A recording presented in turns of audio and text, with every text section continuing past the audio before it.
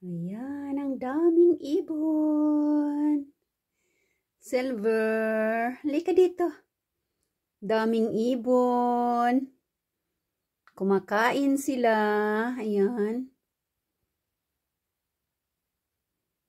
Babayaan ko munang kumain sila. Tapos, lalabas ako.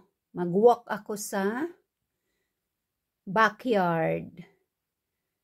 Silver, saan ikaw? Come here. Ang daming ibon. Ayan, nagpapalit-palitan sila. Umuulan. Good morning, and kumusta ang lahat? Ayan, ang daming ibon. May mustarastas pa kanina, yung malaki. Gutom sila, oh. Anyway, parang spring na rin kasi nagtutunaw na yung mga snow, pero hindi pa yan spring kasi winter pa. Ayan, wow. O, diba? Kumakain sila. Ang dami na, parami. Minsan yan, ano? Mahigit 25 sila dyan.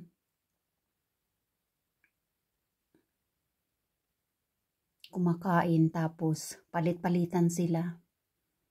Dami, no? Ayan, o. Pag busog na, alis na sila. Tapos yung iba naman, papalit. Hapon-hapon sila dyan sa mga punong kahoy. Ayan.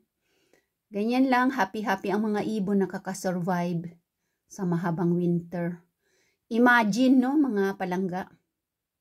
Sa haba-haba ng winter, dyan lang sila natutulog sa mga ilalim ng dahon-dahon ng mga puno. Yan, tapos pag maliwanag, nagigising na sila, yan, may pagkain sila dyan. Paano na lang, no, kung walang pagkain, magugutom sila. Kasi mahirap maghanap ng ng pagkain kapag ganitong winter. Napakahirap para sa mga wild animal. Oh, may humapon dun sa Christmas light. Yan na. Nakakatuwa. Yan ang kaligayahan ng mga nature lovers. Maglagay ng foods, tapos makikita yung mga ibon kumakain. Parang ano ba? Apple of the eyes. Ang nature. Ayan, pabayaan kong kakain sila. Tapos pag wala na sila dyan, lalabas ako. Para makita natin kung ano meron. Na tumutubo-tubo na ba? Sa labas. Pero hindi pa yan kasi marami pang isnong babagsak. Umuulan lang kasi kaya natunaw yung mga snow. Pero winter pa kami dito. April pa yung spring season.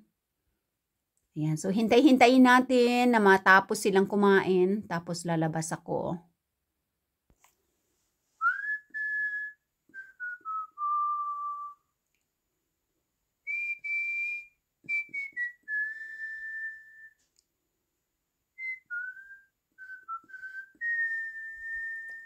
Good morning, good morning.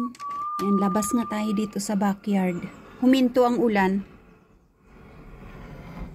Ay, naku. Ay, umuulan pa rin. Umaambon pa rin. Walang tigil ang ulan. O, ayan, dito sa backyard. Yan, walang tigil ang ulan. Umuulan. Ikaw, Christmas tree. Itong aming Christmas light, baka matumba ka na dyan. Ituwid natin. Yan, ito 24 oras. 7 ito, umiilaw dyan. Oh my God, oh, ito. Tunaw na yung mga snow dito sa backyard. Ayan, may konti na lang dyan sa peony side. Tapos dito, ayan. Oh, umuulan. Silver, wag ka lalabas, umuulan. Oh, tumutubo-tubo na yung snowdrop. Ayan, oh. Tumutubo-tubo na yung snowdrop.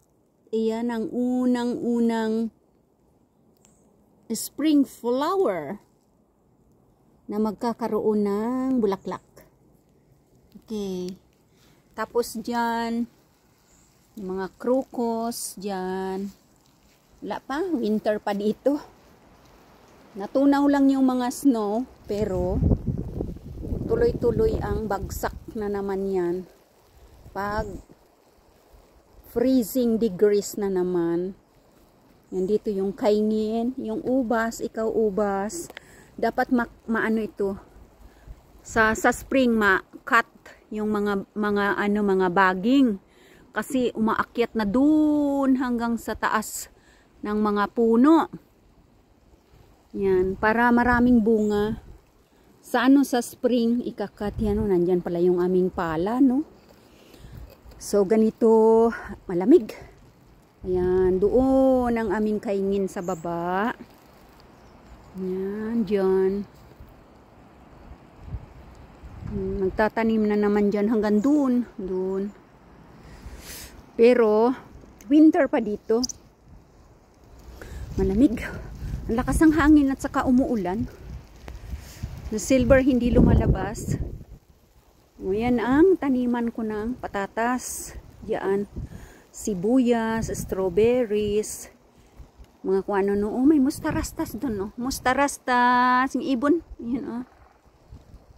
Yan. Nabubuhay sila sa labig. Umaambon ba sana ng ng ulan yung aking salamin. At ang aking jacket, musarastas, ayan dito. Ayan, mga ibon. May pagkain pa ba kayo? Meron pa. Diyan ang mga peonies at mga tulips. Lamig, pasok na ako. Teka, parang tabingi pa rin. Hinahapunan ng mga ibon ito eh. Tabingi. Yung panimbang niya. Uy! Natapon yung tubig. Diyan, wala. So, ganito ang makikita dito. Pag ganitong winter, yan, dark. Muhuni-huni ang mga ibon. Ayan, ako sana itong gold drop namin. Ito, sana bumulaklak na. Ngayong year. Ayan, o. Pang na yan? 5 years na. 5 years na yan. Sana bumulaklak. Ayan, kasi, yung malaking gold drop ng kapitbahay, ayun. Ayun, yung puno na yun. Kaya lang sobrang laki at sobrang taas. Ayan o, mga dry na bulaklak. Nakabitin-bitin pa rin. At yan sa ilalim niya, nandyan yung butas ni Carla. Sa ilalim ng malaking puno na yan. Nandyan yung butas ng lunga-lunga ni Carla. Yan, yung malaking puno. Gold drop yan. O, pero mga 60 years na siguro yan dyan. Ayan o, kaya malaking-malaki na siya. 60 years. Ayan. Ganda niyan pag namulaklak. Grabe. Ang daming flowers. Ayan, tapos yung amin, ayan, 5 years old. Oo, nilantakan nga yan ng ng wild animal nung wala pang bako dito. Kaya kaya hindi pa lumalaki ng sobra. Yung mga ibon, kakain na kayo. Okay, lalayas na ako dito sa backyard para makakain na yung mga ibon. Alamig. Ayan ang pagkain ng mga ibon. May mani pa ba? Sausage, ayan, kompleto yan. Teka. Yan, sausage na yan. Iba-ibang yan, iba-ibang mga seeds, tapos may fat para pang survive ng mga ibon sa winter. Ito naubos na, konti na lang natira. Yan, tapos ayan, tapos pag mauubos na naman, may bago na naman. Binibilihan talaga yan para makasurvive sila sa winter. Okay. Basa, muulan. Pasok na ako sa loob. Lamig. So, ganito ang makikita kapag winter. Yan, ganyan. Tapos maglilinis na naman sa spring season. Walang dahon ng mga baging, mga puno. Ayan. Yun lang yung mga hindi nagdidilaw yung dahon kapag autumn. Yan matitira yan. Parang spruce. O, trees ba? Tapos itong ganitong klase ng pine tree. Yan. Hindi yan dumidilaw kapag autumn. Yan. Nagpapalit lang yan siya ng needles. Yung dahon niya, pag brown na, nalalaglag na. Pero continue siya ng green. Kahit ganitong spring. Naku, ang daming bulaklak ng ng alpiruso ni Lola. Pagdating ng flower, daming daming bukol-bukol oh. Yan.